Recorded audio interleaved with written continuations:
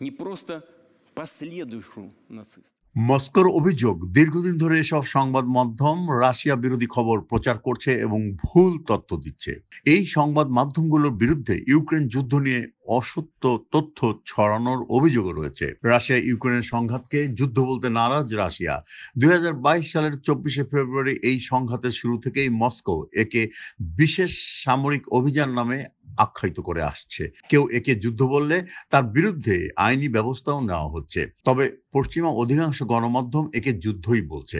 এর আগেও বেশ কিছু স্বাধীন রুশ সংবাদ মাধ্যমের উপর নিষেধাজ্ঞা জারি করেছিল মস্কো। প্রেসিডেন্ট পুতিনের বিরুদ্ধে মুখ খুললেই গণমাধ্যম বন্ধ করে দেওয়ার হুমকি দেওয়া হচ্ছে বলেও গুঞ্জন রয়েছে। মঙ্গলবার রাশিয়ার পররাষ্ট্র মন্ত্রণালয় জানিয়েছে, গত মে মাসের একটি ঘটনায় প্রতিক্রিয়ায় এই সিদ্ধান্ত নিয়েছে মস্কো। ওই মাসে ক্রেমলিনের হয়ে প্রোপাগান্ডা ছড়ানোর অভিযোগে ইইউ ৪টি রুশ সংবাদ মাধ্যমের উপর নিষেধাজ্ঞা জারি করেছিল। সে সময় ইউরোপীয় ইউনিয়নের এই পদক্ষেপের কঠোর সমালোচনা করেছিল মস্কো। বন্ধ করা গণমাধ্যমগুলোর মধ্যে রয়েছে ফরাসি সংবাদ সংস্থা এপি, জার্মানির স্পিগেল, স্পেনের এল পয়েস, অস্ট্রিয়া, ইটালির জাতীয় সংবাদ সংস্থা ও পলিটিকো।